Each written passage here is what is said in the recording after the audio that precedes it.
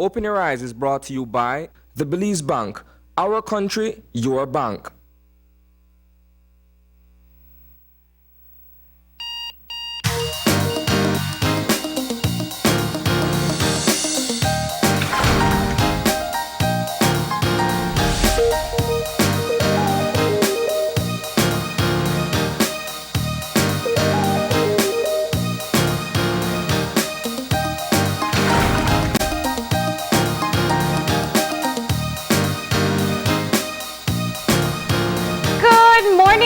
Welcome to Open Your Eyes. Start your morning right.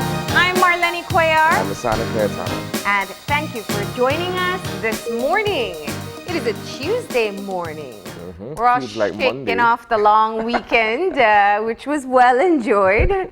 Definitely wasn't March 9th weather, though. I got to say that much. The rains over the weekend threw off a lot of people who are planning on partying and going outdoors and doing stuff. I know. It did give us one day, though. Yesterday was a nice day to be outdoors. Nice so, and for the rest of us, the cool weather is enjoyable to stay in. But we're going to find out what this week is shaping up to look like with Francisca. Good morning. Good morning, Marlene. How are you today? I'm good, thanks. How about you? I am excellent. An extra day of rest, so we shouldn't complain, right? True. All right, Francisca, let's talk about what's happening for today in our weather. Okay, generally fair weather prevails. We don't have any major feature over us. So we'll see mostly sunny skies today, a few cloudy spells, and then partly cloudy skies tonight. We'll be seeing isolated showers, except for slightly more over the south during the course of the day and tonight. All right. And our winds? Okay, we have winds east to northeast, 10 to 20 knots, and we're going for a little bit gusty conditions. That's because the wave height beyond the reefs are very high at this time, and so seas will become a little bit rough. Okay. And what about our temperatures? Okay, along the coast, this afternoon we're going for 82 Fahrenheit, inland 86, the Maya Mountains 76, and the overnight temperatures 76 along the coast, 68 inland, and 66 up in the Maya Mountains. Okay. So it's not as warm as, it's not that warm. Correct. But it is going to warm up for the rest of the week, isn't it? Gradually, yes. Gradually, okay. Any other big changes in the next few days? Okay, for Wednesday and Wednesday night, it will become a little bit more drier. And we also have the forest fire forecast. Yes. As I mentioned, the south will get a little bit more showers, therefore that will make forest fire risk greater over northern parts of the country. So just for the public to be aware of that, be careful with these bushfires. Great. Well, thank you very much for that update, Francisca. You're welcome. You have a great day today. Thanks, same to you. Okay. Bye-bye. There you have it. I like how she says gradually. Gradually, yeah. So it is going to get warmer, I guess, definitely as the days go by. And after all the showers, I think people are welcoming the sun now. We're going to keep things moving now into our eye-opener for this morning. And our eye-opener taken from dailyom.com goes like this. We can create positive change by choosing not to use language that no longer serves us. There are many troubling phrases in our language that we use without considering their full meaning, simply because they have been accepted into common knowledge. Even as our ideals progress, our language maintains some phrases from our past that no longer serve us. For example, boys don't cry, boys will be boys, problem child, and many more. While these phrases may be used without harmful intent, they are inherently negative. Children can be especially sensitive to such phrases, which may stay with them their whole lives, adversely affecting their self-image and wounding their self-esteem. We can create positive change by choosing not to use these words and phrases as we come across them in our vocabulary. As you consciously decide not to use these phrases, you may feel lighter and more joyful, knowing that you have chosen to drop baggage that was handed down to you from a less conscious time. As you do so, you elevate the language for future generations who would no doubt thank you if they could. This is a particularly personal eye-opener to me, right? I have a 1-year-old son. It's very active, always on the go. And he's at that stage, right? When I listen to other parents who have children who are boys who are also around that same age, and to see them active and running around and climbing and pulling stuff down, the first word that comes to that parent's mind and what that parent ultimately utters is rude, mischievous, this, that, and the third. And it's a word that I have actively chosen to stay away from. And other persons who come in contact with my child, I ask them to refrain from using that word. Simply because, as the eye-opener rightly says, there are some words that you use that stay with people from, childhood to adolescence to adulthood. And rude, bad, mischievous has a way of playing on your self-esteem and your self-worth, right? And so I choose to stay away from the use of that language, but in the broader sense, right? There are other words and expressions that we use, not necessarily in reference to children, but in terms of interacting with each other, that don't really serve a purpose when you look at it, but it's there, it's part of our everyday vernacular.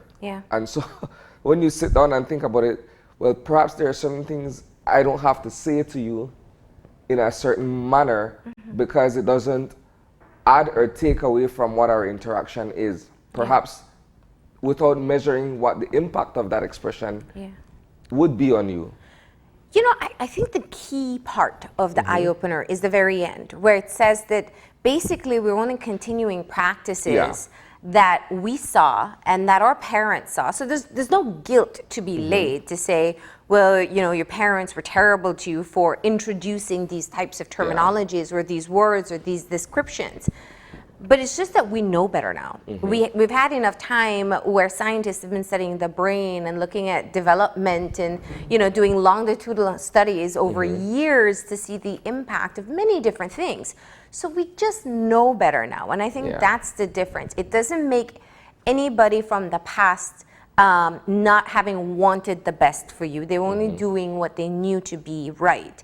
And I love the focus on children especially because that's where it starts. And I think your personal experience is perhaps the best one and very common throughout what we see in Belize. And it goes for both girls and boys. I also want to push the, if you see a boy crying, cry. Or, if you should stop crying because you'd be like a gal. All these things that we put on little children who have the very same range of emotions as boy, girl, whatever. But somehow we start to limit boys from so early. And it's not to say that our girls aren't left behind either, because the minute they start to be a little rough and tough, you want to scold them out of that too. Or you tell them they're too bossy instead of saying, oh, look at her taking charge. So all of these things happen from such a young age. And if we just are a bit more conscious, especially when interacting with our children, we'd realize that, I guess if you use the example of what if that child becomes exactly what you tell them? What if it's a self-fulfilling prophecy? Because it's possible. They hear it, they start to believe it, and they internalize it. So if you tell me I'm rude my whole life, so when I reach my decision-making point of my life, well, everybody don't think I'm rude, so what else am I supposed to do? Manifest. So I think that for me is the best part, just looking at how we talk to our children. It can make a huge difference. And you start right in your home, right in your family, and then it can grow from there. So great eye-opener for this morning.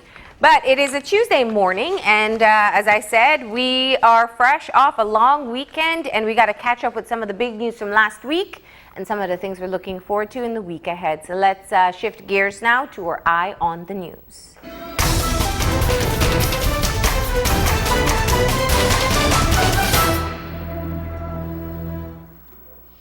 All right, Marlene, so today will shape out to be a big day. We know that there is a Senate meeting taking place this morning on the heels of last Thursday's budget presentation. So the upper house will have a go at the proposed budget for the fiscal year, which begins on April 1st. It will be interesting to see what discussions are had coming out of last Thursday's House meeting.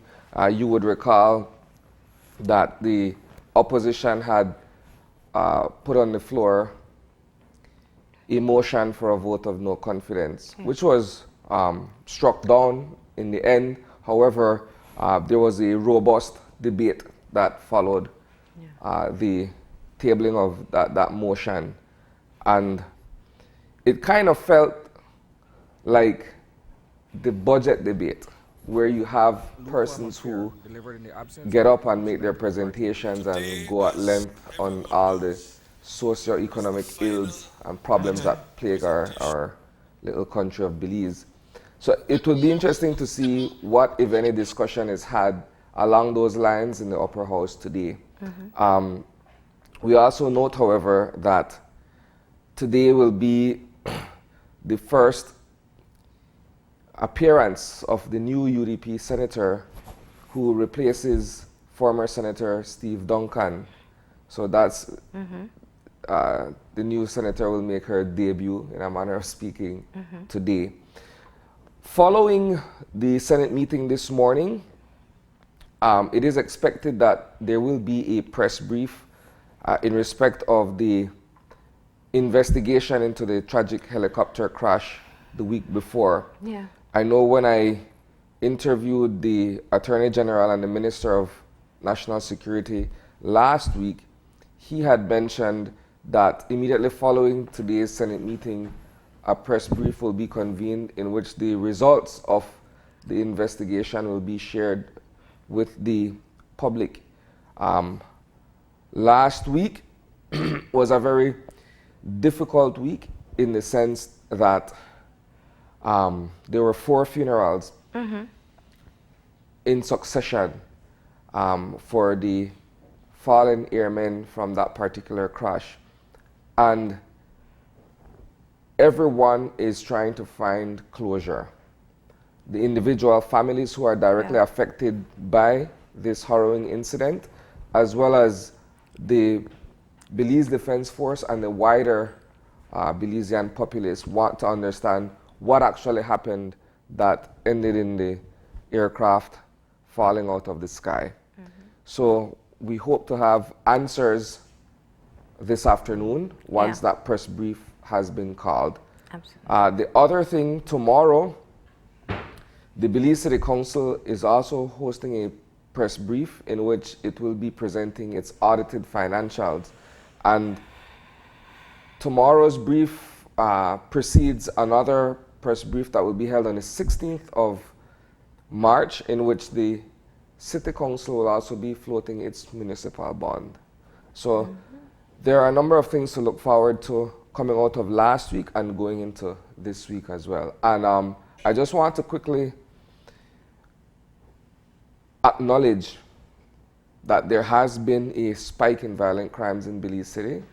I keep saying that we don't really focus on that in this particular segment. However, it's something that we are very much cognizant of, and coverage of those incidents will be in the news later this evening.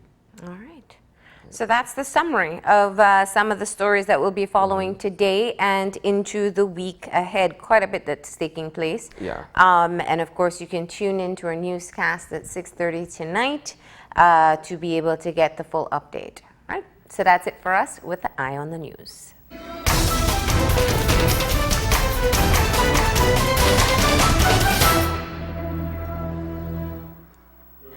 And with that, we are actually going to expand on one of the items from the Eye on the News. We are talking about the budget. So I know that there's a lot going on. There are a lot of different conversations about the fallen soldiers, about coronavirus, about the no confidence vote. But it is really important that we pay attention to what's taking place in terms of our finances for the country. So this morning, before he heads off to his Senate meeting, we're going to be joined by Business Senator Mark Lizarraga to talk to us about some of the details that have been presented in this year's budget. So that's going to be the primary focus of our conversation. Then the second conversation is on the National Women's Sports Summit that is coming up. And so we will have a panel of persons who are going to be sharing with us everything we need to know about this particular women's initiative. All right. So that's what we have in store for this morning. We're going to go ahead and take our first break. And when we come back, we're going to be talking about the budget for the year 2020 to 2021. So please stay tuned.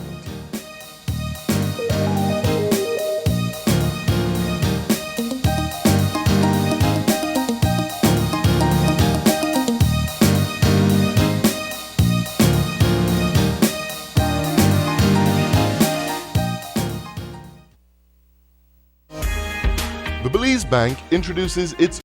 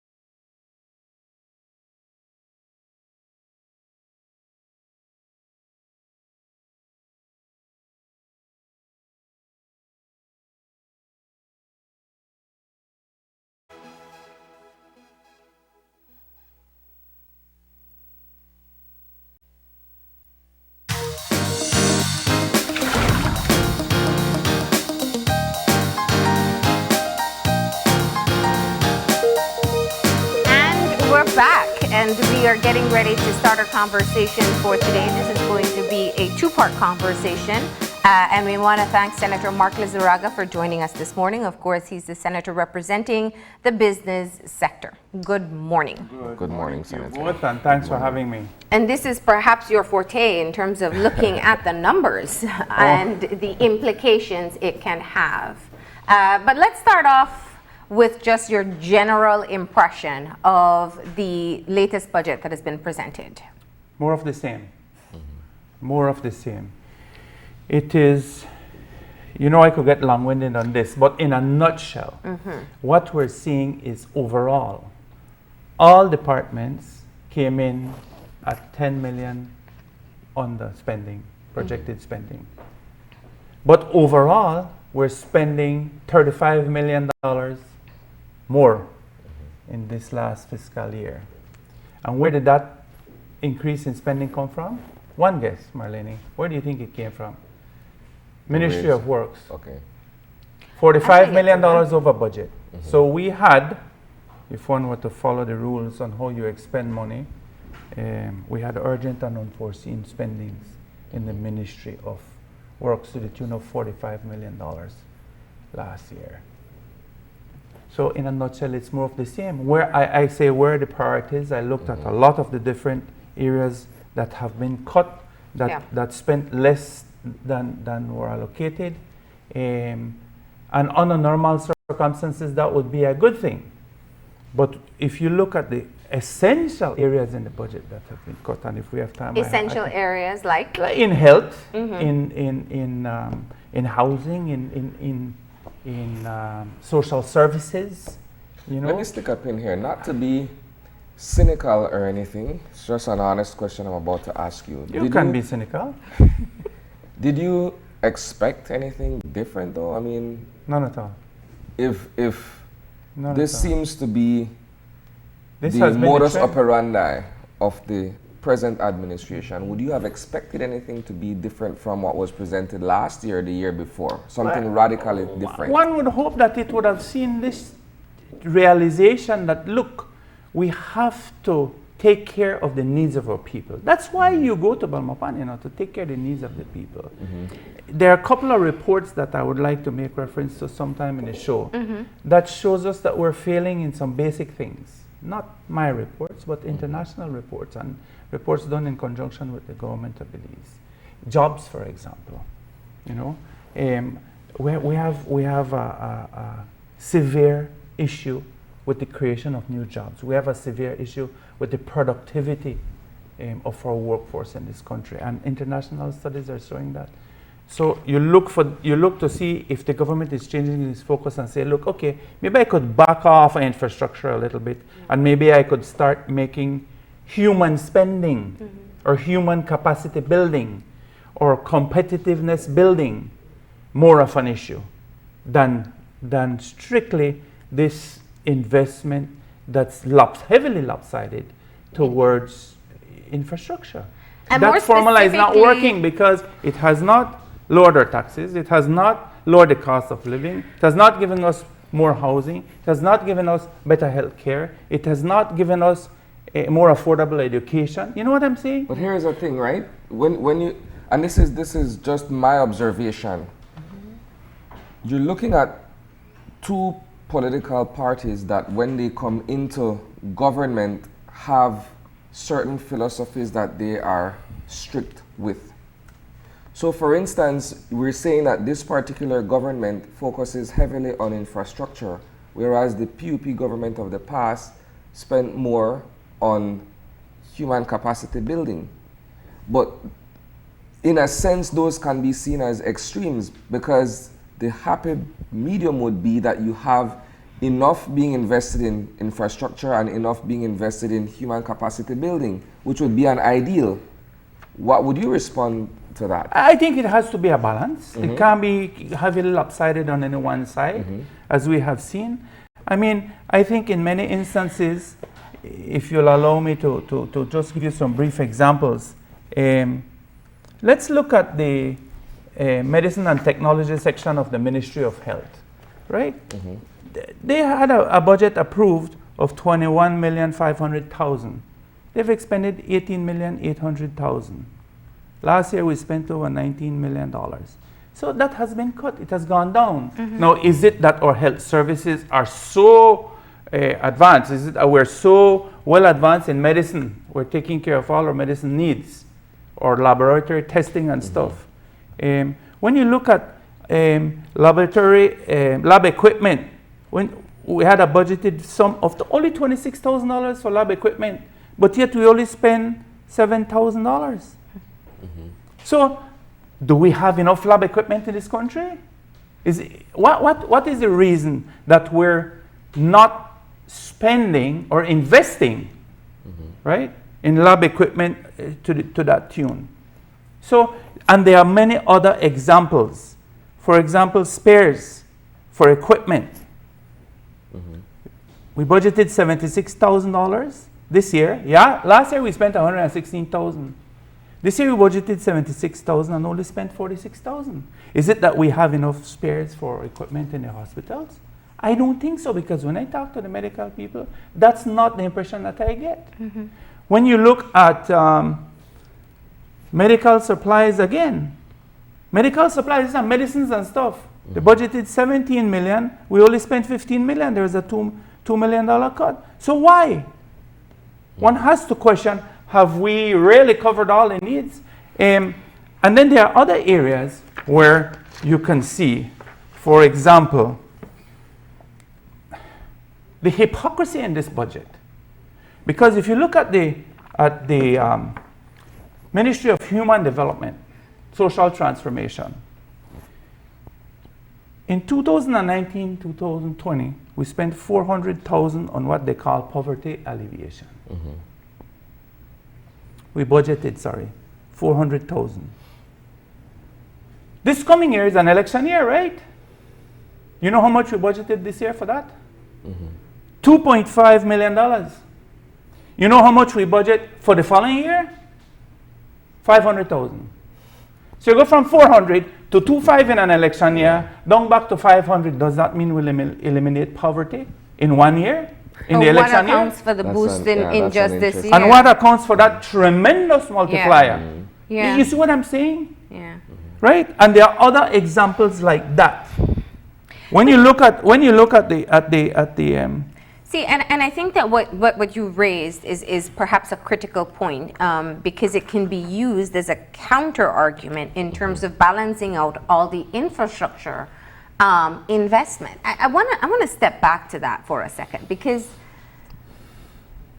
this has been, the budget is called Making Every Dollar Count. And there were a couple things I think that the Prime Minister noted in his budget presentation that are worthwhile to address.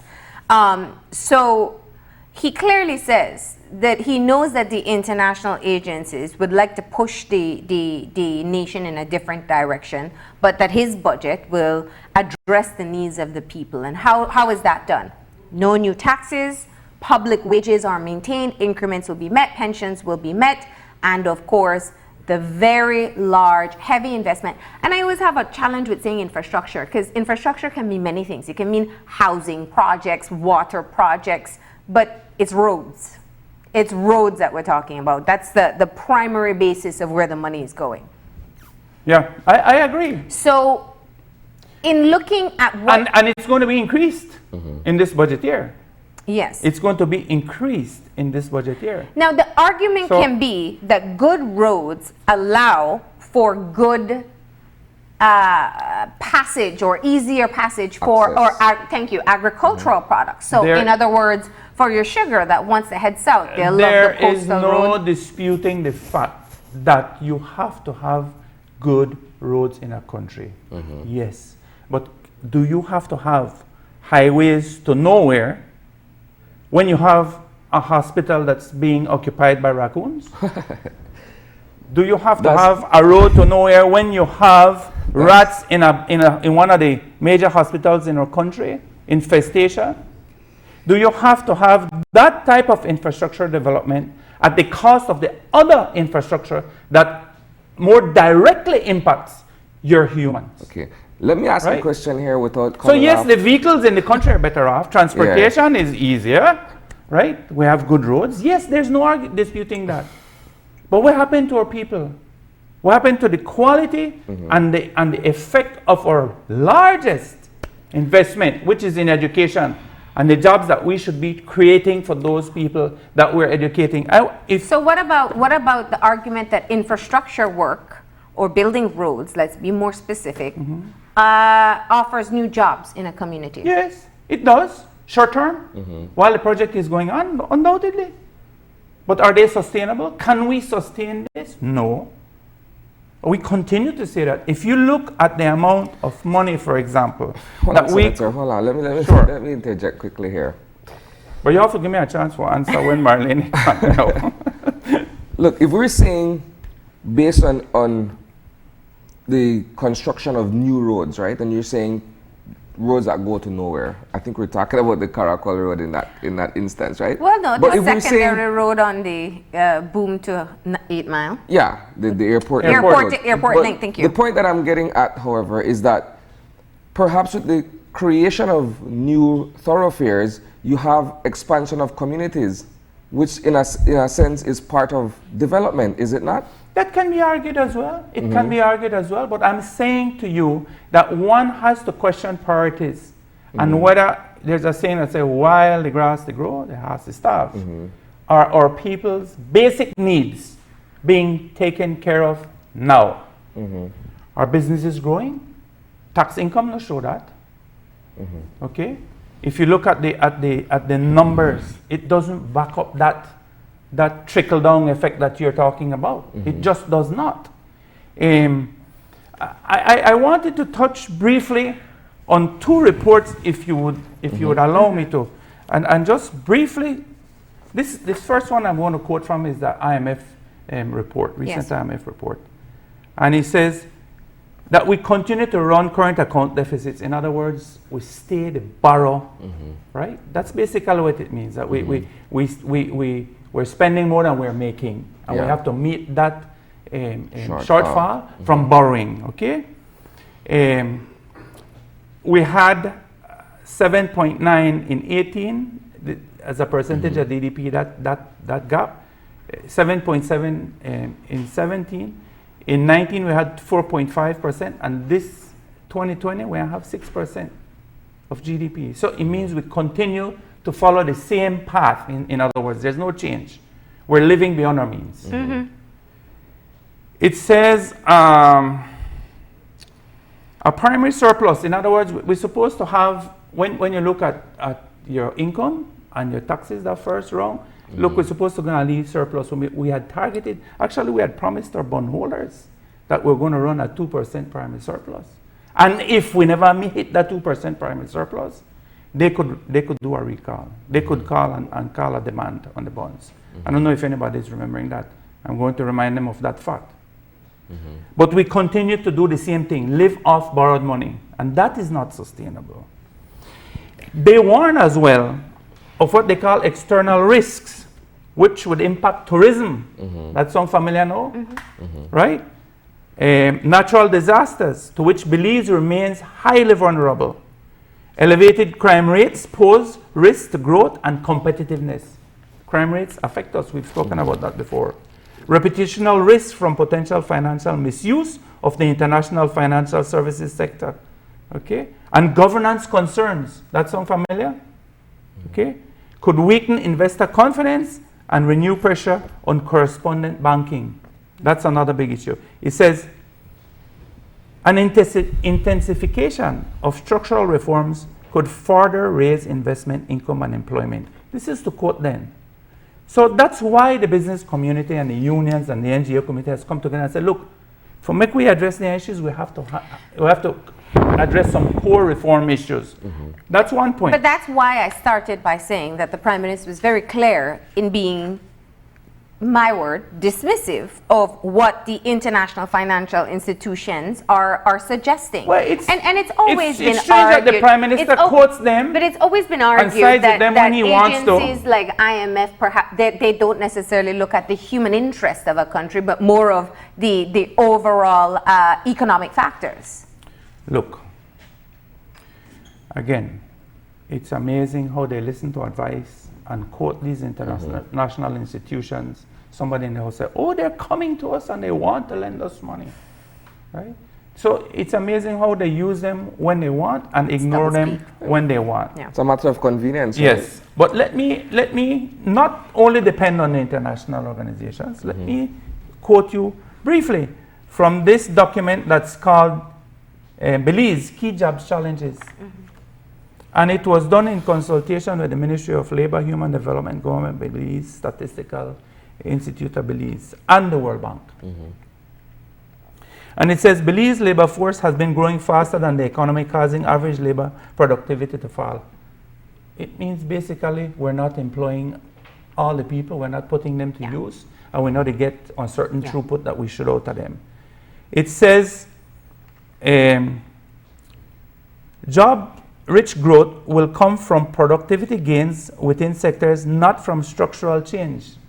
In other words, it have to come from the productive side of the economy. Not the government can make structural change and create jobs. We have to do it. Youth unemployment is high, and we need to focus on them. No, what's interesting is labor productivity growth in agriculture. We come in, there's a ranking, we come in at 83 out of 101 countries, number 83, we're there way down in agriculture. In productivity growth industries, we come in 89 out of 101. We're at the bottom again. And labor productivity in services, we come in 96 out of 101. So where are our priorities? We're spending over a quarter of our budget on education, and this is a way to get for it. We're investing over a quarter of our budget on education, and we are saying to the world, we don't have a productive workforce. Well, are you suggesting that there should be less investment in education? No, I'm not suggesting. I'm or saying it should be balanced out with investment if you are investing in education, creation. thank you very much. Okay. So you work with business, you work with industry, you focus on them, on how do we help you to grow so you could hire more people. That has to be a priority. I'm saying you could take some of that investment that you have made, that you've benefited from really, because these institutions have a lot of liquidity and low cost money right now. We're lucky in that the money that's available right now is low cost money. Years ago, the cost of money international was high. Now, if you look at the treasury notes in the States, etc., the yields are 1% or less. So the cost of money has come down internationally. All that abilities come down proportionately. Let me argue from this perspective. But go ahead. Let me argue from this perspective.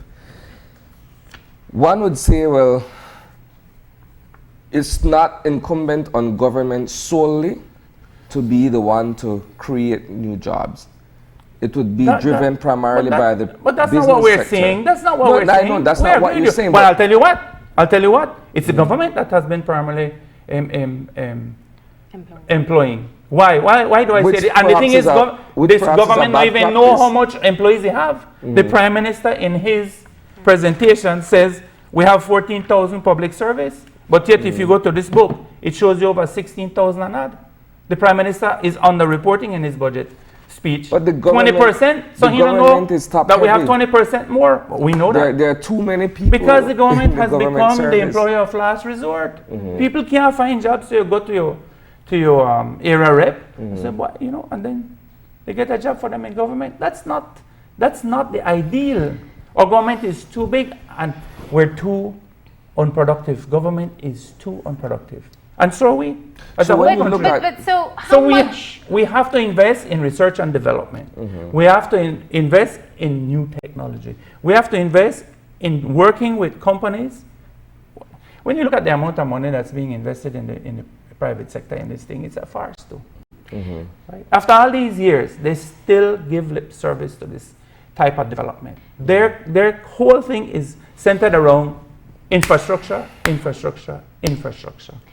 And that is not working. Because we're going more and more and more into debt. Well, I mean, my question would be, where are the returns? We're now 12 years into one administration. If we go back into all the infrastructure investment that's been made, I don't know if we've ever done a proper analysis to see whether or not this type of infrastructure has led to any actual gains in our economy. I want to go back to looking at the performance of the GDP last year. We had a 0.3% increase. However, the last 3 quarters, there was no growth. In fact, there was actually a decline.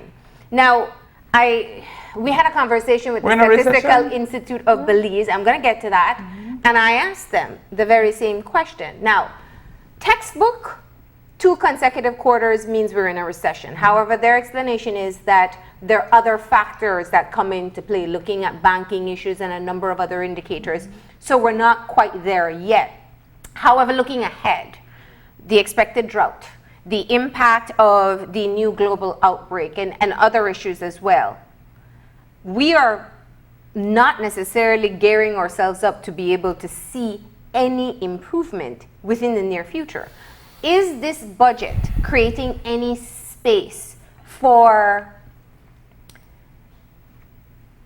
a shift or preparing us for the eventuality that we will be facing a recession?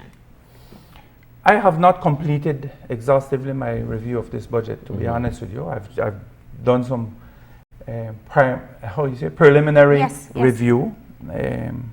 So I can't answer that honestly. What are some areas that would need investment? If the country is heading into hard times, and it's not just us, I mean, this is a global issue as well. What are some of the areas that we would need to see the government being able to allocate funds to ensure that we don't have devastating effects on the people? Well, first of all, what I would like to see is for the government to become a little more vocal in educating and communicating on this issue. I think this needs to be a concerted effort by everyone. I think the government, the opposition, the business the social partners, the business people need to come in, because we're going to all be affected if this thing becomes a reality in Belize. And most people say it's not a matter of if, it's a matter of when. And to what degree, we don't know yet.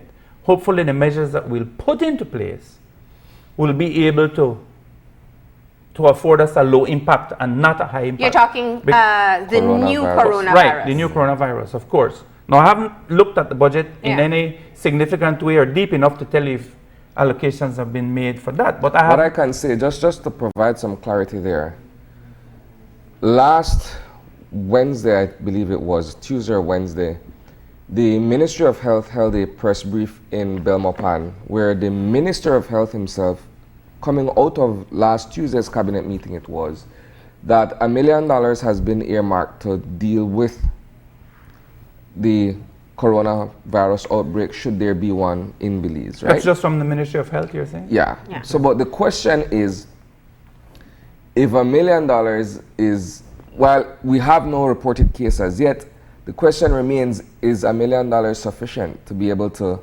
address such an issue? Well, we don't know yet, because we don't know what the impact will be if and when it comes. But the workers of the hospital issued a release. Have you seen that release? And they expressed major concerns, as do I, after having listened to them and spoken to some of them.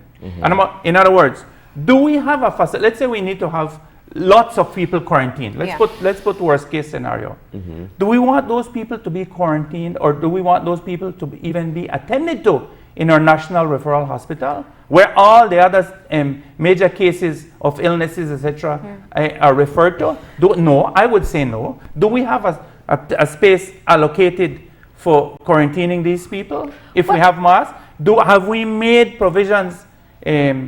Or are we thinking of making provisions, for example, to help employees, to help businesses, small businesses, and even large businesses remain afloat? We see countries providing stimulus. I noticed the IMF has said that it is willing to loan and even grant monies to countries. Have we started to put together some sort of a plan proposal? I haven't seen it. Well, I have to say, because we have interviewed the Ministry of Health quite a few times here, that there are some plans in place. Now, whether or not everyone is in agreement with those plans is a different story. I saw the KHMH talk of PPEs, the protective gears. We were told that there are some that have been on reserve and will be deployed when we in fact, start to see new cases. I think And that- but my question was, it wasn't as short term as looking at what happens when we get a case. It's more long term. Right. There's going to be a global impact of this outbreak, fueled by two things. One is looking at the impact of the disease itself, people out of work, but secondly, just the panic that it has created. You're talking about countries quarantining millions of people. 60 million people in Italy. Demanding that any person who enters the country self-quarantines. Now, I hear the cries when people say, well, maybe Belize should do that. But can we? Because if we look at a tourist who's coming into the country for 2 weeks vacation, do they want to self-quarantine? And Well- if they don't come, what's the implication of that? So I'm saying, when we look long-term, there's no way to know definitively what the impact will be, but we do know there's most likely to be an impact. We see what's happening in the stock market in the US. We know China was shut down for a significant amount of time. Look, the first thing I think we need to do is we need to organize and come out with a national education plan. That's the first thing that we urgently need. We have too much people getting information Yeah. from all over the place. We have to have a national education campaign right away to keep our people updated, and it needs to be Yeah. constant. That's one. Two, we have to start making provisions. For example, our largest leg that we stand on right now economically is tourism. That's right. What will be the plan? What will be the ramifications to our budget? Yeah. Yeah. Yeah. Right?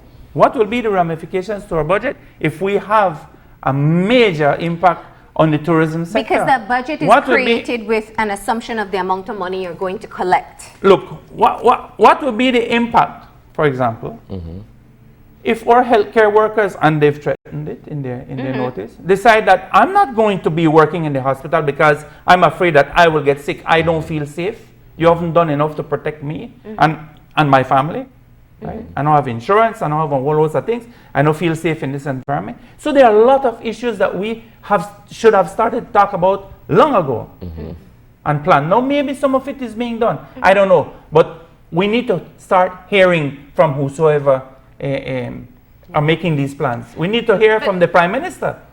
We need to hear from government, But from the opposition. We need to get these people together to have a national plan. Yeah. This is not a partisan thing. And I agree, but what I'm saying is, because I really, that's one of the questions that's been lingering. If we look at locally, that's one issue in how we contain if and when there is a case detected in Belize. But what I'm saying is, we are already seeing in North America especially, where people are fearful of traveling, which means our current projections for tourism may not even materialize. I agree with you totally.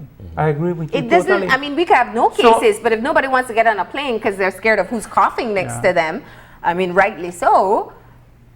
I would, come budget time, I'm going to be suggesting seriously that government relooks at its aggressive infrastructure, especially let's start with the road to Caracol. Maybe we could do some of the road from Georgeville all around Comoron to Santa Elena, that portion where people live, that's heavily populated. They need it, God knows they need it because the road is bad. But from the junction to Caracol, man, that's not a national priority. I'm sorry. Take some of that money, right? Or allocate some of those funds somehow. Work with your international partners and say, look, we need to have a plan. We need to have a plan. How many people, Marlene, you talk about quarantining for 2 weeks. How many people can afford to stay home for 2 weeks? And then, how many people have one separate room in their house? When they could say, okay, I'm going to lock up myself in this room, make uno no catch it. Most people, a lot of people, at least where I come from in the south side of this city, live in 1 or 2 rooms. Yeah. That's true. And you have 6, 7, 8 people. How do we plan to deal with these people? Yeah. We can't just sit down and say, well, we'll wait and see if it comes. No, you have to have a plan in place. And you have to tell people so that people stop this fear-mongering. A lot of it is fear of the unknown, and rightly so. Well, I think it's a natural reaction. Yes, yeah. it's a natural reaction. But so, So when you see big countries like the pictures coming out of Wuhan and China of cities just deserted, you know, Look at Cities Italy, resort- which is very Italy, reliant which are on a tourism. big tourism place. Yeah. Israel, So, you know, they're closing down. But that's they're the taking question. precautions. What are our plans? but that's the question that I am bringing to you. This has always been, I know, a part of the concern when the country becomes so reliant on tourism, because right this year it's the new coronavirus. It could be a storm that That's has right. devastating But we've effects. said this And so before. because of the sensitivity of a tourism industry being your main income driver, we're facing perhaps one of our first challenges. Now, we don't know. Maybe it all goes away in 2 weeks and we're fine. Look, Belize But has there's no always guarantee. prided itself as having this diversified basket. Yeah. And we have allowed one basket to get too strong, and the other, first you have the tourism basket, then you have government spending. Those are the big things that Yeah. are driving our economy to the detriment of the productive sector. And that has been falling and Yeah. falling and falling, and our exports have been getting dismal. And while they should be growing so we could employ more people, while we should be producing more, consuming more locally produced things in Belize, we're importing more and more and more, which puts us, now you come to this situation now, if we lose the tourism, where are we going to get the foreign exchange? One time we boasted we had foreign exchange of $1 billion, okay? Now that has been cut in half. So let us say we have the flows from tourism being cut. How long can we sustain this now? How many months can we, And we even have right now, where they is- claim where is 3 the months worth of promise? foreign exchange, and when that is exhausted, what we do? Where's So we have not, and we have warned, we've not, and the international community has warned, we have not been making provisions for these shocks. So yeah, you're saying That could come. diversification in terms of if we were to think of someone who catch and kill, for example, they do different types of jobs, but then you become reliant on just one that is only good on a sunny day, and then we go into the rainy season. Exactly. How are you going to national sustain yourself? savings. So I'm just trying, because people, we want people to understand why it's important to pay attention to these things beyond how it affects us directly. It also has an impact on the economy, and anything that happens with the economy then comes back to us. So we're going to discuss a bit some of the agriculture issues too, because that is also a very critical driver in our economy. But we have to take a break. So we'll take a break, and we'll be back in a few. So please stay tuned.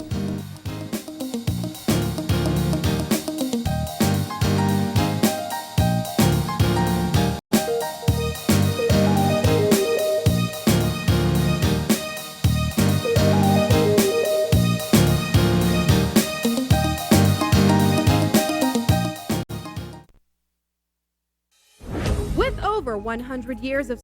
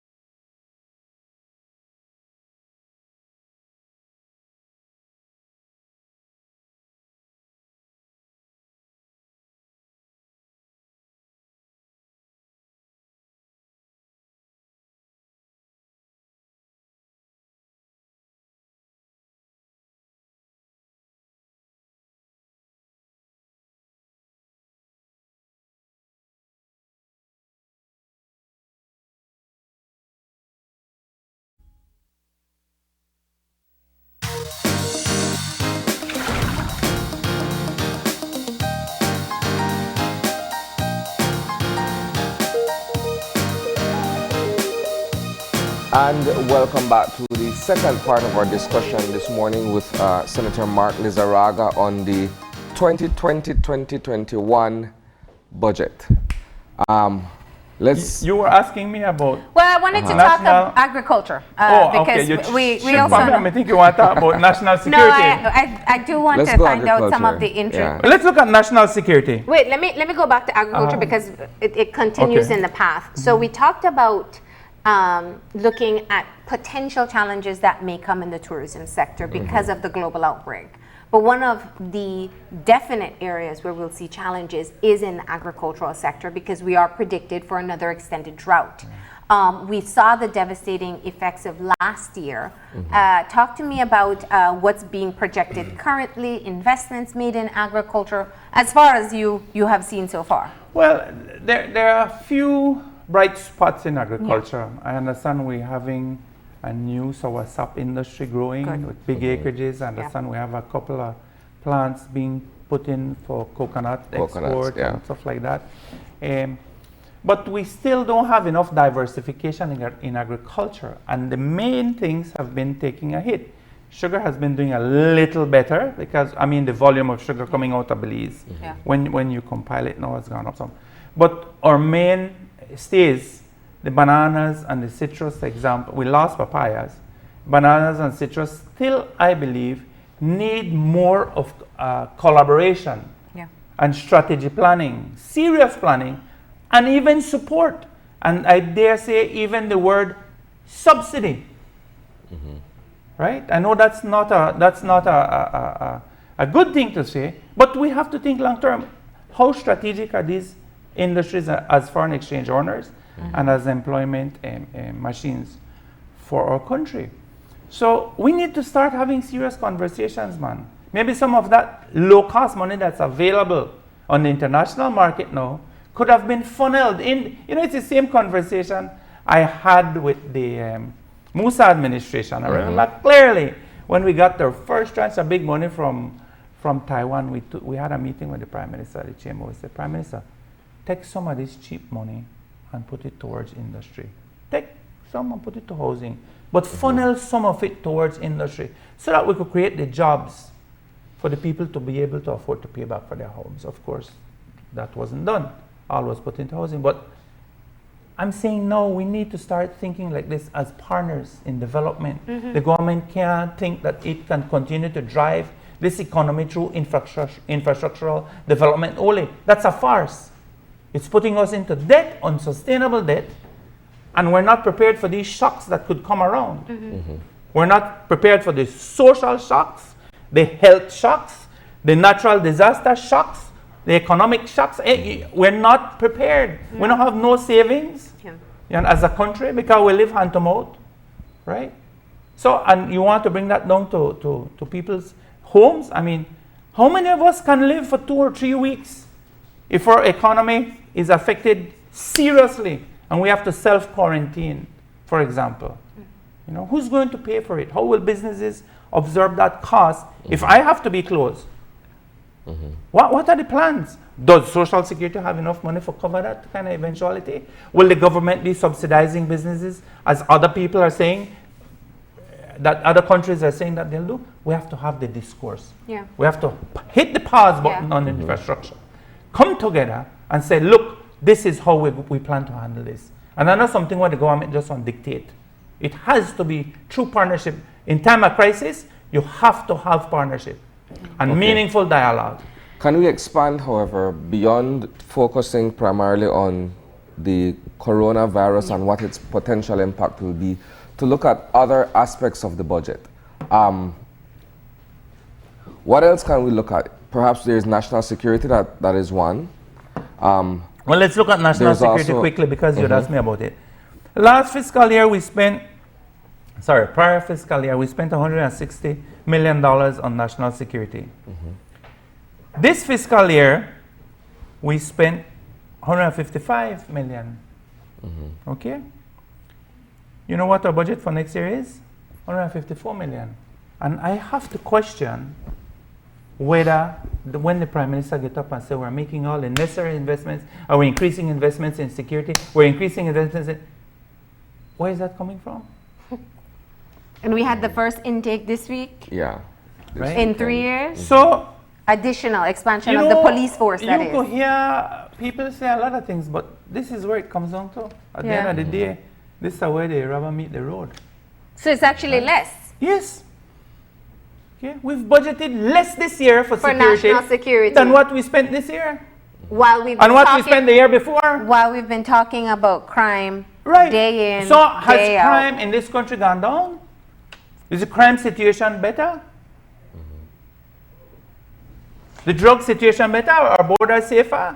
Can we get some of the breakdown for that 150? I haven't looked at the breakdown. I'm just looking at the composites. Yeah. I just Yeah. get the book over the weekend. And you had me working over my whole holiday weekend. That's okay. Right. It's for So- the good of the people. So we're looking at, I mean, it's not a huge decrease. It's almost the same. You're getting the same money. Remember for what I last said at the year beginning. For this year. Overall, all the ministries compiled spent $10 million less than they were allocated. Okay? But we had a $35 million overspend, and that all came from the Ministry of Works. $45 million, they bust the budget. So I'm saying to myself, But, okay. what urgent and unforeseen spending did we have to do in infrastructure? Urgent and unforeseen, because that when you want to bust your budget, that's how the So let's Yeah. go in finance a- and let's You go have in to a say different- something. Yes, you have But to have let an me- urgent and Different unforeseen. direction. But let me go back to the infrastructure issue, and let's be very honest with ourselves in terms of what's happening. This is an election year. And the infrastructure investments, it's not just been this year alone, it's been for the past few years. But many argue that, and I'm just saying in general, no, that when you invest in infrastructure, there's more visibility in your investment, which is very helpful in an election year. In other words, if I am able to uplift 2 families in one community, the masses can't see that, but everybody can see a road. And that makes me look good on election day. Well, you are more of a political animal than I am. I thought that the purpose of government was to help its people improve their lives, improve their security, lift their Yeah, standard but of you've living. been involved long improve enough their to health. know that our politicians simply work to get elected again. Well, that's true. That's absolutely true, and that's why I pointed out those 2 things. And it's unfortunate. It really is. I want to say, come back to today. Today we're going to the Senate to have a validation bill. Talk about infrastructure. You know, for years we've been saying that we should be getting the contracts in Parliament, so we know what we're getting or expecting for our monies invested in infrastructure. Well, Prime Minister has submitted, I think, 6 contracts. Thereabouts, some $290 million worth of contracts, some 1,400 pages of documents, which we just received. Now, we haven't had the time yet to scrutinize and peruse and all of that, and our technical team will be doing that soon. But my point is this, that we've seen these spendings over and over and over again, and we've cautioned and said, look, the law says you have to make these submissions, and they haven't done so. The law says so and so and so. And time again, we've seen the government ignore sound advice from the social partners and from other partners in the Senate. We've seen it in the past with the Petrocarib spending. We're seeing it now.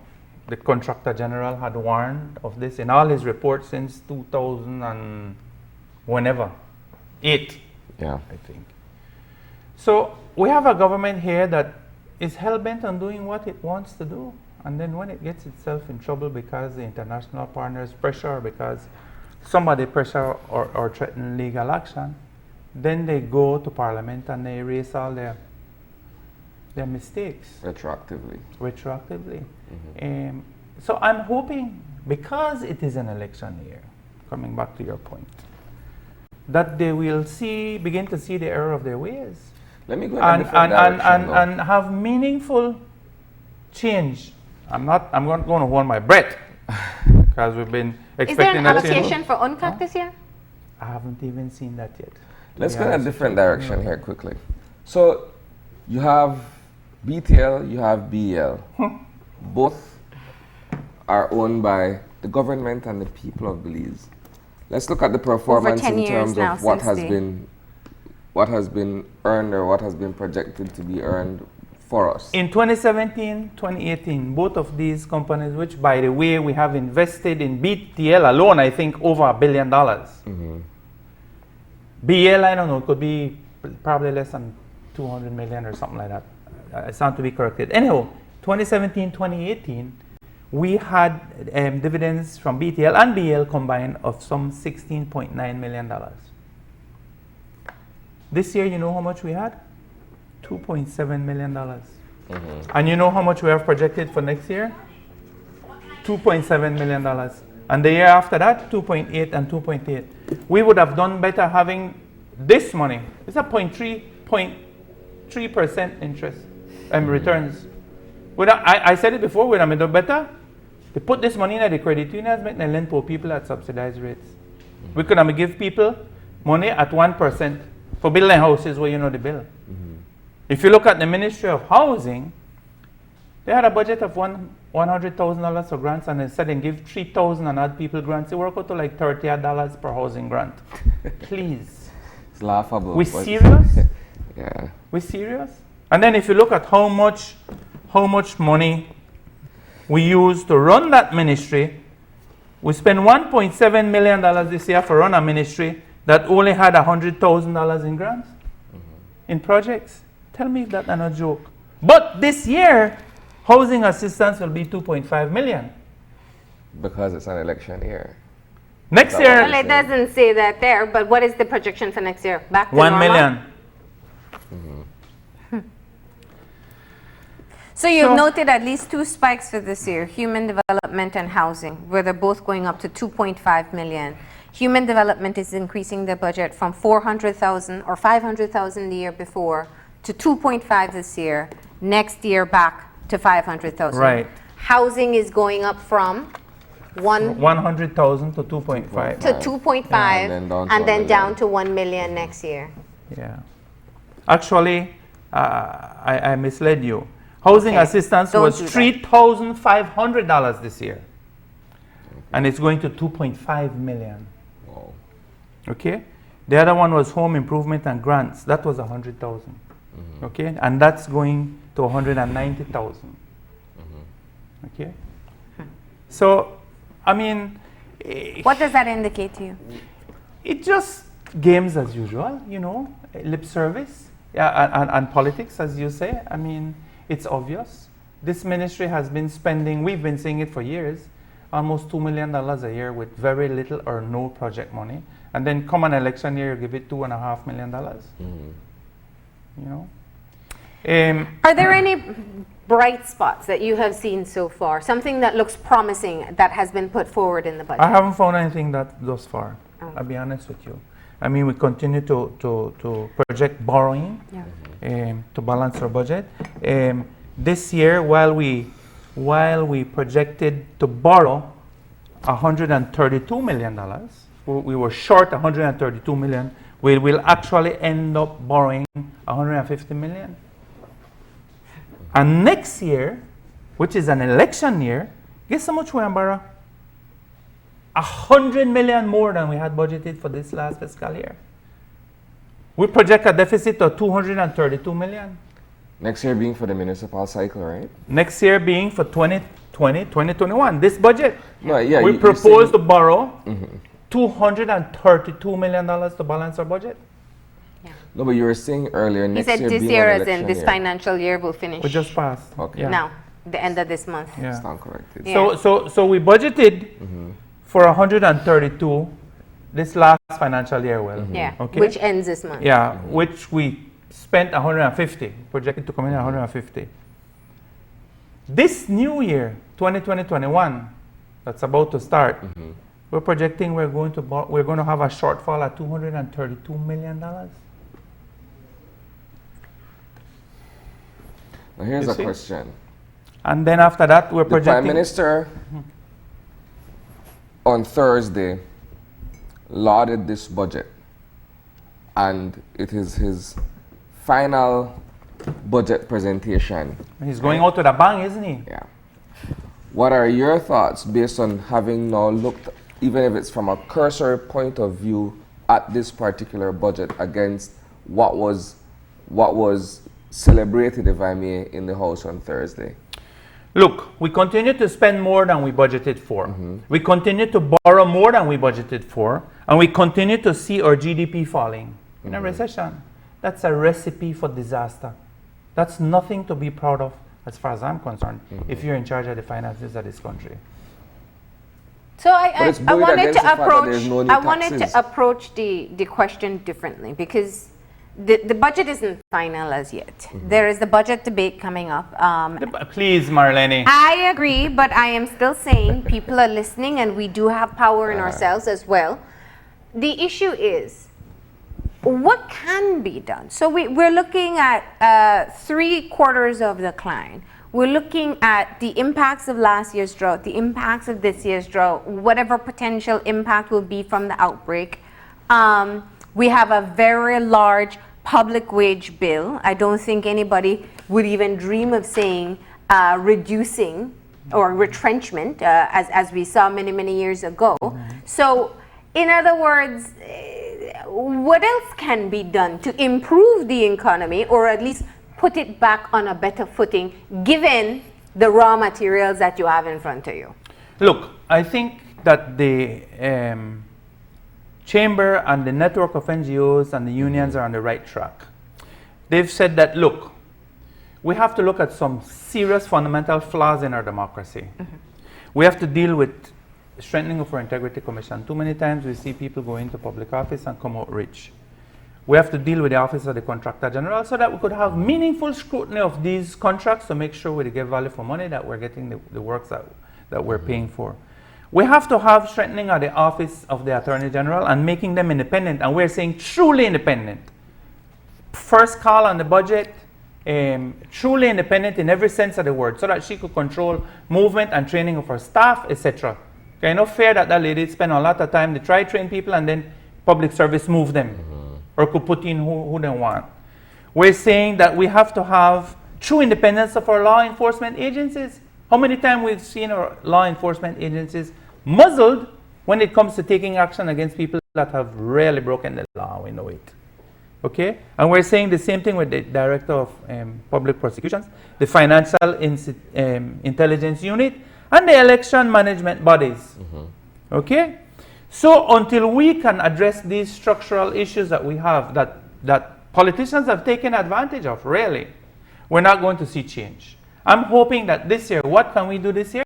We have a reallocation. We have a serious, I'm hoping that we have serious debate, and that at the end of the debate, the government will say, look, again, because it's an election year, the government will say, look, we've decided to relook at this thing, and we're going to make it more people-centered than infrastructural-centered. We have to work with industry and business because of two things. One, because of the fall in exports or production. The numbers keep going down.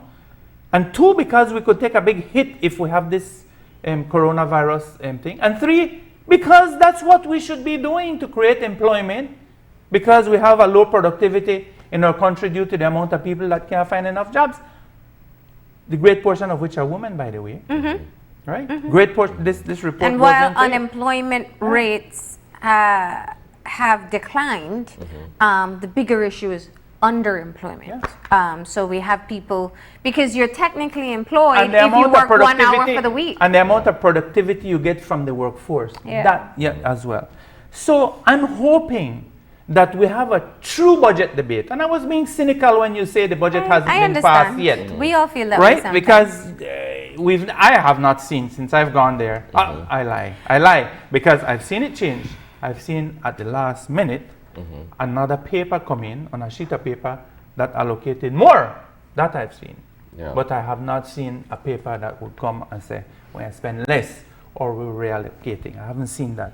So I'm hoping that when we have these debates in another couple of weeks, that the government will by that time will know more about what's happening in the corona world, and the government could come to the business community, to the population, and say, look, I'm going to have a plan to deal with this emergency, although I believe we're living in an emergency today, an economic emergency, by the way, a crime emergency, right? A cost of living emergency, a housing emergency.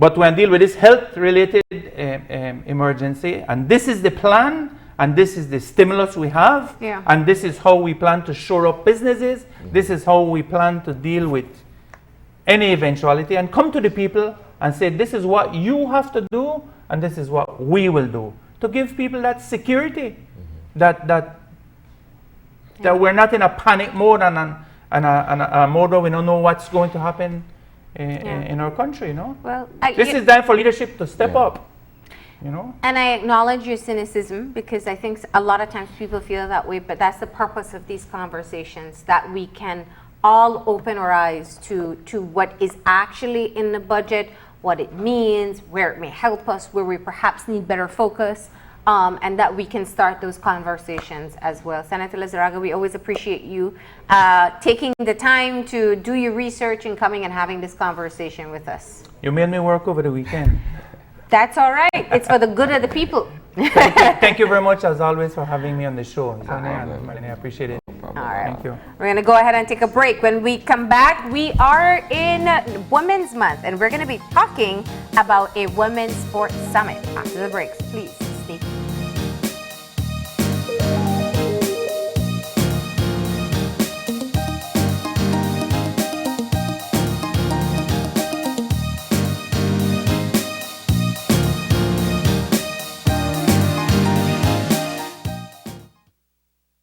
What's better than unlimited text messages?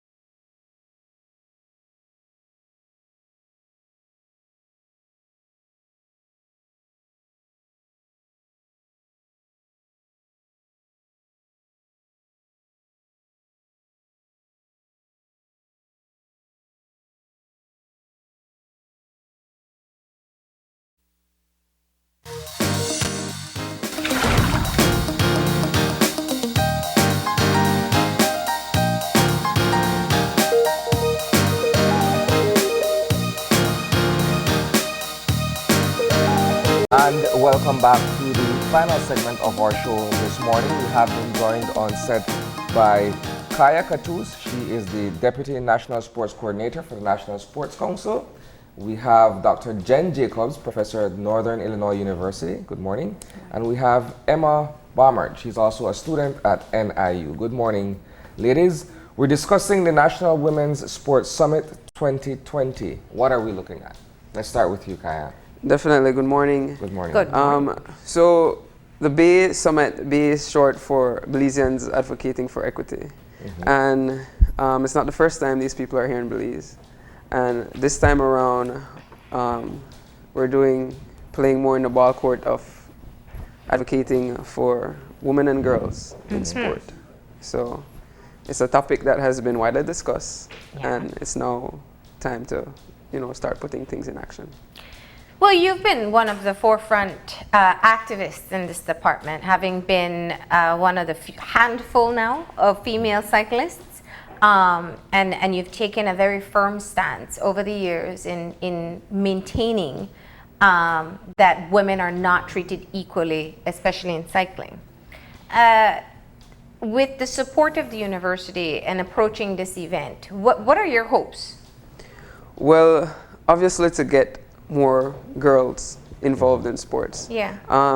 The summit in the morning is going to be discussions on how to empower girls and women, get them involved in sports, get the conversation going, and in the afternoon it's actual sports clinics.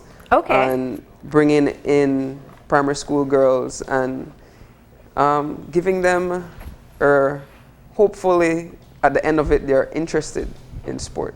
So. Okay. Yeah. So let's talk to the visiting guests. Dr. Jen, you can talk to us about the involvement of the university with Belize. Yes. Our university has been very supportive of this. We started our relationship with some of our partners in Belize back in 2014.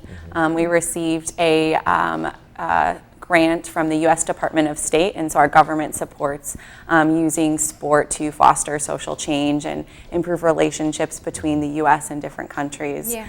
And Belize was one of the countries we had the opportunity to work with several years ago, and that's how we met Kaya and gained partners with the National Sports Council and the Department of Youth Services. And our university just continues to support this relationship and collaboration because they've identified that it's a really strong and powerful experience for our students to be immersed in a different culture and to learn just from wonderful people, but get to kind of harness some of their talents from their education into a different culture. From 2014 to now, what's been the focus of the work that you've been doing? Yeah, so for the most part, the focus has been using sport as a tool to get youth interested and become more responsible individuals through sport, so learning important life skills. And we led trainings in 2014 and 2015 and brought 2 groups of Belizean delegates to the U.S. as well during that time. And although gender equity was never the focus of one of those trainings, it was constantly coming up as an issue that has just been in the background. Yeah.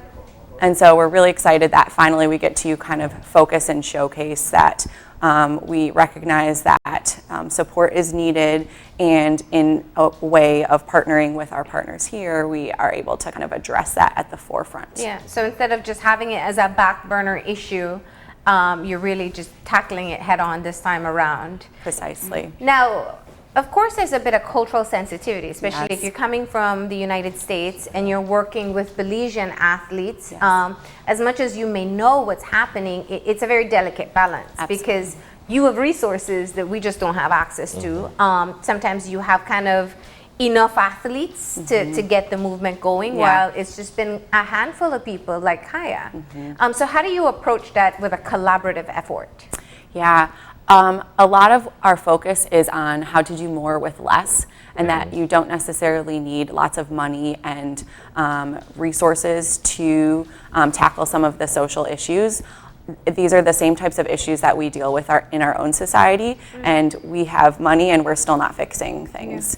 And so we're really focusing on how to empower some of the grassroots leaders such as Kaya and some of our other partners, and how do we work with how can they work with what they have, and really maximize on involvement and engagement, and then know from there that resources can kind of follow. Yeah.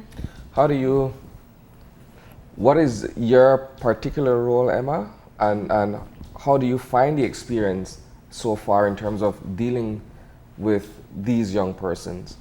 Yeah, well, this is my second time in Belize. Dr. Jen Jacobs invited me to come last year to help lead the Sports Summit. That involved a lot of helping, like learning from the coaches here and coordinators, and helping them grow and develop so that they could pass like their tools down to athletes. So my role is kind of sharing a little bit of my background in sport as well as coaching with them. Main focus was always those conversations, hearing from them. It wasn't like we were trying to hand them tools, more so we're trying to help them sharpen what the tools they already have. Yeah. We don't have like all the answers. Me being very, very young and stuff too, it was just starting those conversations. I learned just as much from the coaches and the athletes and coordinators down here as hopefully I pass some things on to them as well as a student. I study exercise physiology, so I know a lot about the human body, but it's not something that I want to find how to transfer it over to something that you guys can use in your everyday practice as coaches and with athletes. Yeah. That's always, I think, an interesting point when people visit Belize and have collaborations like this. They just realize how much we do with so little, and that's always one of the fascinating things. Yeah. Tell me some of the areas that you've seen that. Yeah, we had from the very beginning in our mindset that we don't want to come down here and be the great American saviors. We know that you get that elsewhere, and it's not constructive, and it's not helpful, and it's not sustainable, you know. So we put a lot of emphasis and focus on preparation of our students to understand cultural sensitivity, to understand what a partnership means, and that it's not we're dropping something here and saying, do with it whatever you can, but really it's that exchange and it's that learning. And that is one of the kind of primary goals of this State Department grant that funded us, is it's an exchange, it's two-way. And so I've really learned, and I've watched my students learn this as well, that Belizeans are just experts at prioritizing relationships and collaborations. And I just love to see that that's really the foundation of anything getting done around here is knowing the people that you work with and really prioritizing their aims and their goals. And so I've seen that with some of the people we've worked with, and I'm just so lucky one of them gets to be Kaya, because she's just so fantastic. You know, there's so much research, and it almost feels like we can say it without even reading the research, that we know having involvement in sports can have such positive effects on from children right up to adults, but they get nurtured as children.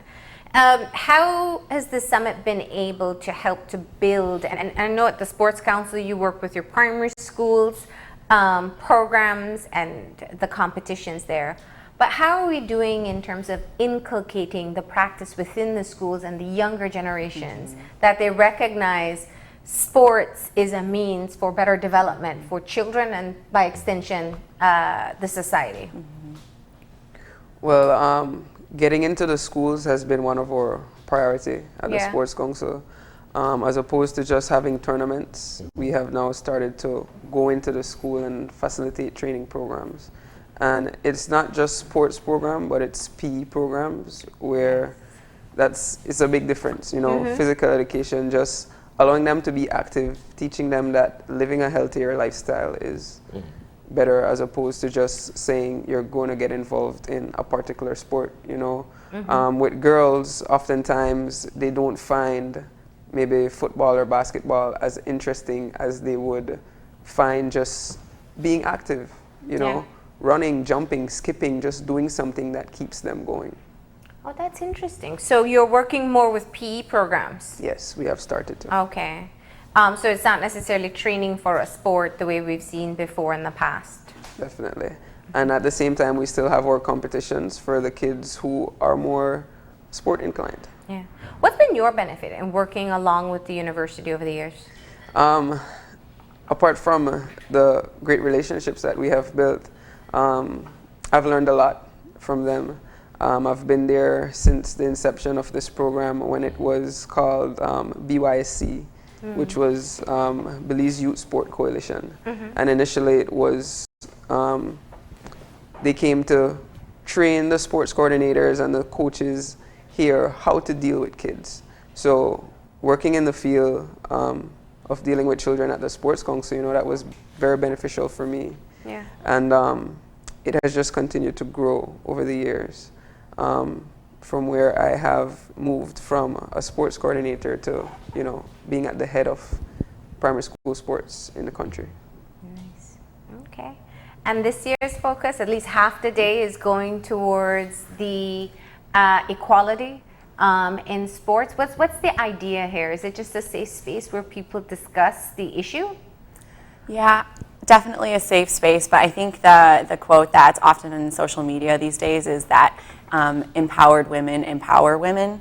And so I think that really fits with girls as well, young girls. And so if we make them feel capable and confident, they're not only going to make their lives better and feel more drawn towards participating in sports or music or school activities, but that, you know, empowered feeling is going to be replicated to their peers, to their families. Yeah. And so we're really just trying to kind of share this this kind of exciting feeling that sports can be more than just growing muscles and playing hard and getting exercise, but that it's kind of a way of life that just helps people feel better. Yeah.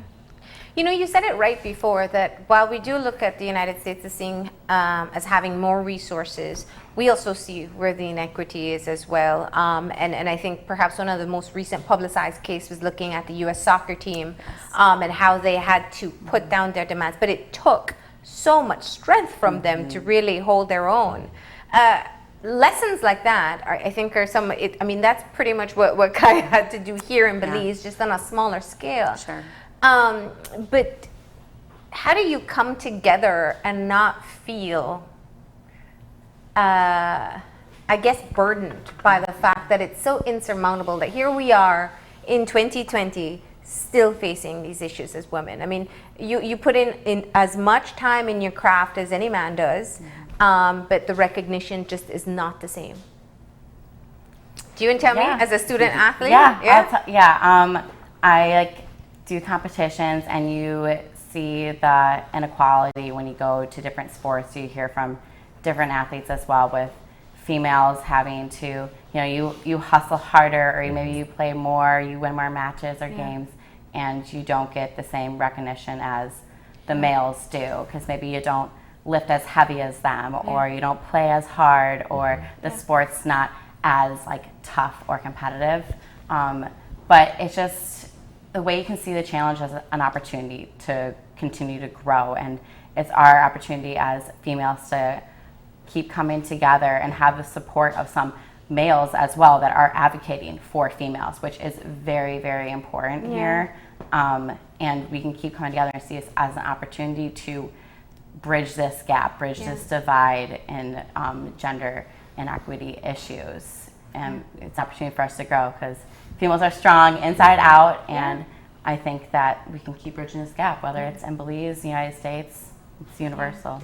But athletes in general, I mean, your training is just as hard. Your diet, your workout, your sleep, your supplements, you know, like it's all the same amount of work going in. Definitely. Yeah, it's a lot of the same work. Like, I'm blessed to have my sport really have a focus from the grassroots of having gender equity. I compete in CrossFit, so we both started when it was males and females, and when you got to the top of the podium, the males got the same check that the females did. Nice. And the weights weren't like just equal across the board. It was like the same challenge for the males as it was the females.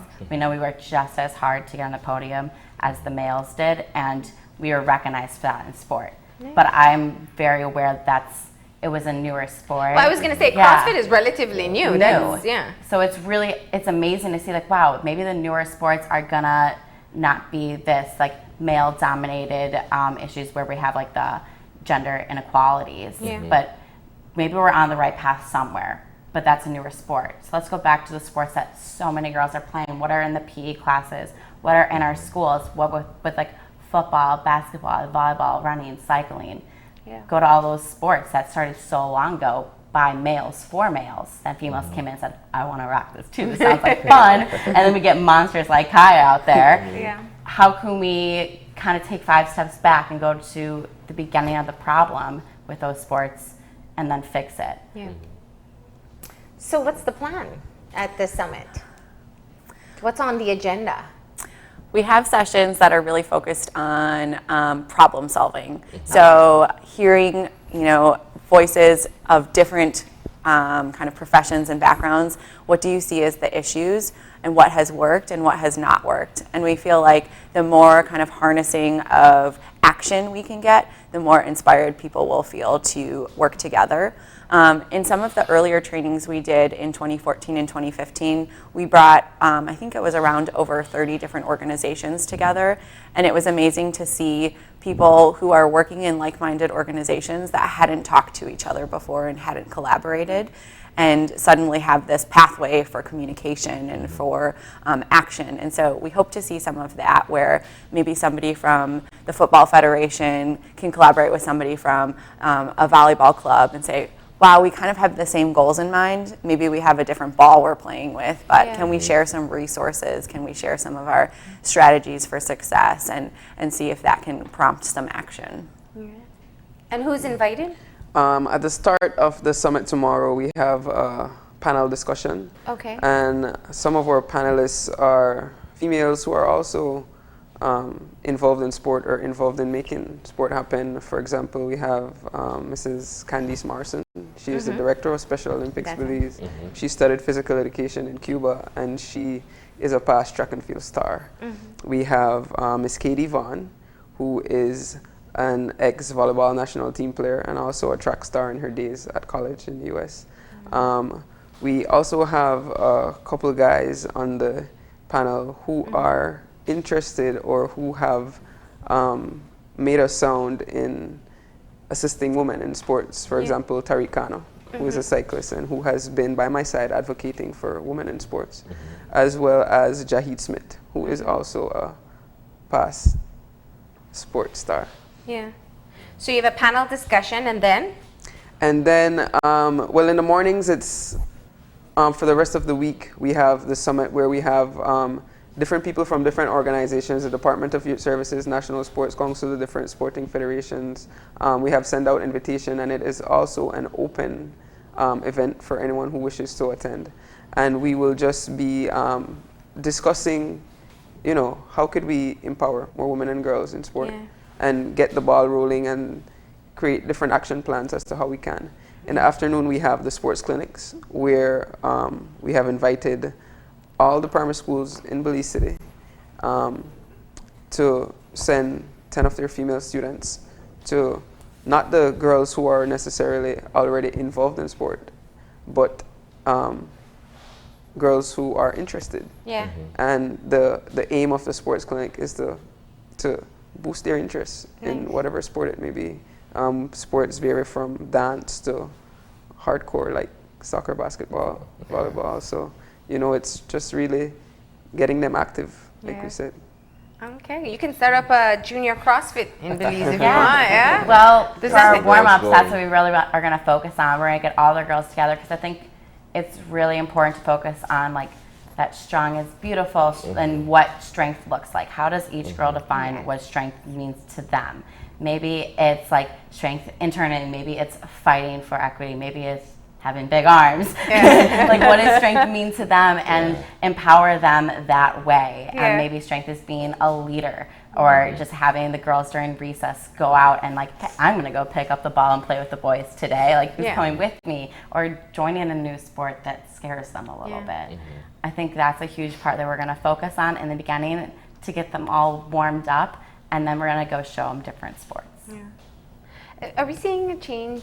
Are you seeing like slight movement on the ground as yet? I mean, we saw our female volleyball team dominate, and I think they really creating a movement.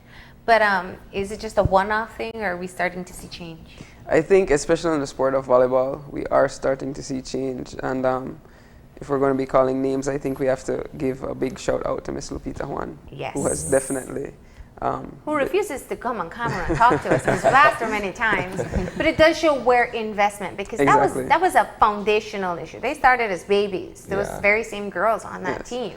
And there is a program at their Stars Gym, Yeah. and they start from the ground up. So when you see these girls at that age on the national team, they didn't just start preparing 6 months ago. They That's have right. been preparing from they were 6 years They're old. groomed, basically, Exactly. for that. And I believe we're now also seeing it at the Football Federation, where they have U13 and U15 female teams Nice. at the national team level. Cycling, we are, trying to bring it in from the high school level. So in different sports, they have different approaches. And for volleyball, it has just been very, very good. So let's hope that we can get the ball rolling in more sports. Yeah. All right. Well, one way to kind of get us moving in that direction is to take advantage of the summit, come out, get empowered, build your allies, and then be able to keep on pushing forward with women in sports, and especially children being active. So the sports clinics, those are for students that have been selected, Yes. but the morning sessions, the summit, those are open. Open sessions. Where are you going to be? We're going to be at the Mexico Center, which is on the Marion Jones Sports Complex. Okay. The summit is in the morning is from 9 a.m. to 12 noon, and the clinics in the afternoon are from 1 to 3 p.m. Okay, great. Well, thank you all for coming in and telling us what you've been up to, and best of luck. Thank you. Thank you for having us. All right. We're going to go ahead and take our final break now. When we come back, we'll have our wrap up, so stay tuned.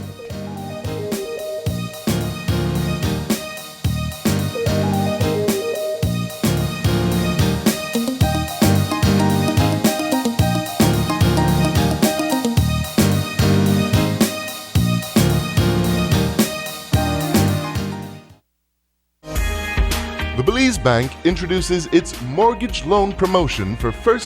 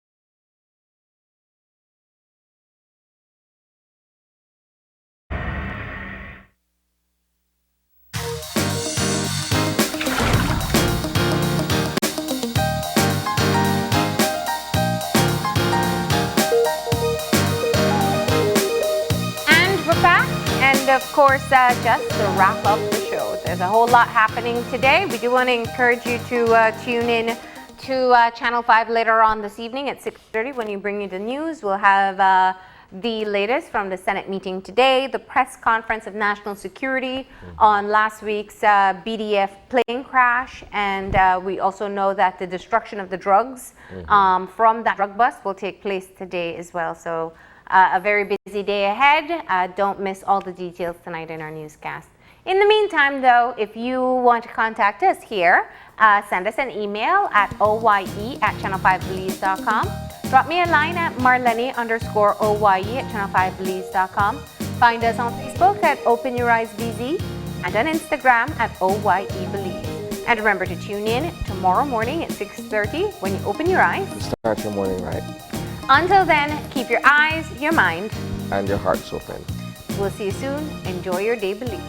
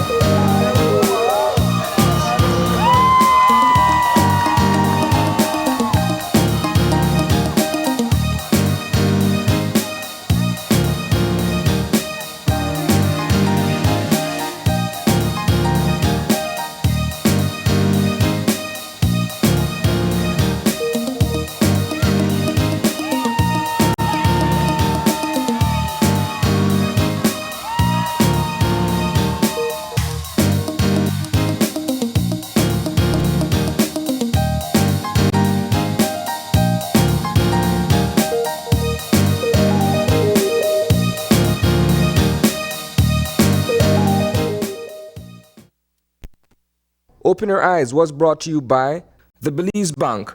Our country, your bank.